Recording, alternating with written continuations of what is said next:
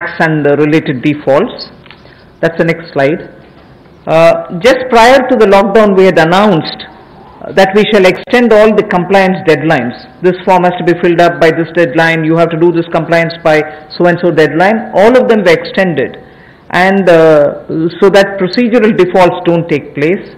Technical or procedural defaults was one thing which people were afraid of if we hadn't extended the compliance date.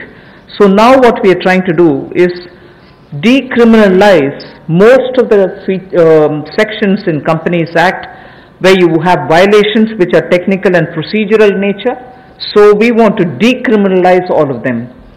Then compoundable offences where there are, they can now be tried under internal adjudicating mechanism, and this way one, it becomes simpler, it can be sorted out at the local, the local internal adjudicating mechanism route rather than go to the courts. This will help us decongest the courts. The declogging is absolutely important for the criminal courts and for the NCLT. So amendments will now enable us to achieve all this, and ordinance again will have to be brought in for this. 7 compoundable offences altogether will be dropped and 5 will be dealt with under alternative framework. There was a thing introduced in the Parliament, but then we didn't even have the time to take it up, but this has 1 or 2 other additional features with which we will now come up with an ordinance so that immediately it can benefit companies.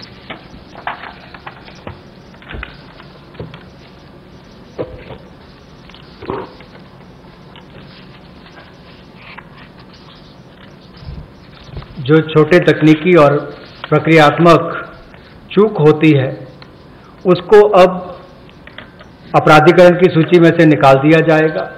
यानी कि छोटे मोटे तकनीकी या प्रक्रिया में आपसे कोई चूक रह जाती है तो पहले उसमें क्रिमिनलाइज उसको उसके रूप में देखा जाता है, अब उसको डीक्रिमिनलाइज कर दिया गया है। जैसे आपने CSR की रिपोर्टिंग में कई कमी रह गई या आपकी बोर्ड रिपोर्ट में छोटी मोटी कमी रह गई, फाइलिंग के समय डिफॉल्ट हो गया, AGM की होल्डिंग में थोड़ा डिले हो गया, तो अब इन सबको से बाहर कर दिया गया है ताकि इसको उसमें अपराधीकरण की सूची में ना रखा जाए। एक और बड़ा बदलाव जो है, जो कंपाउंडेबल ऑफेंसेस थे उस सेक्शंस में भी बड़ा बदलाव लाया गया है। उसमें मेजॉरिटी में से पहले केवल 18 सेक्शंस को इंटरनल एडजुडिकेशन मैकेनिज्म के रूप में देखा जाता था, उसके अंतर्गत लिया जाता था। अब उसको बढ़ाकर 58 कर दिया है, यानी कि 40 और इसमें जोड़ दिए गए। अब इन सबको कंपाउंडेबल ऑफेंसेस के रूप में नहीं देखा जाएगा, इसको इंटरनल एडजुडिकेशन मैकेनिज्म में लिया जाएगा। और जो रीजनल डायरेक्टर है उसकी पावर्स को भी बढ़ा दिया गया है। तो इसमें कंपनीज की हरासमेंट भी कम होगी और काम करने का ईज ऑफ डूइंग बिजनेस में भी बल मिलेगा। और जो हमारे न्यायालयों पर और NCLT पर दबाव रहता था केसेस का, अब कम केसेस उनमें जाएंगे और उसको भी लाभ मिलेगा। जो 7 कंपाउंडेबल ऑफेंसेस हैं उनको पूरी तरह से ड्रॉप कर दिया गया है और 5 को अल्टरनेटिव फ्रेमवर्क के रूप में लिया जाएगा। The next one also relates to the corporate affairs.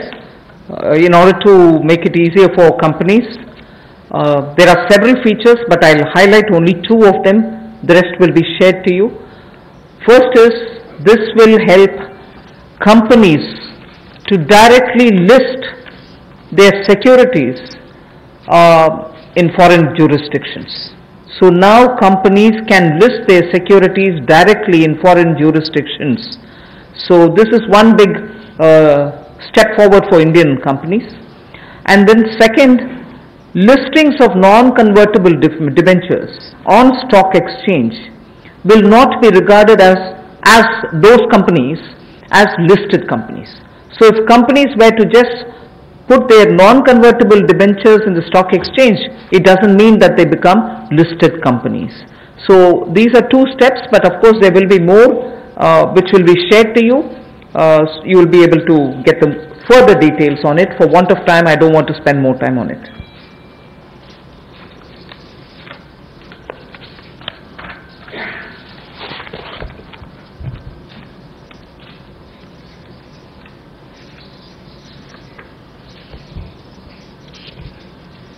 निजी कंपनियों को जो नॉन कन्वर्टेबल डिबेंचर्स को स्टॉक एक्सचेंज पर रखती हैं,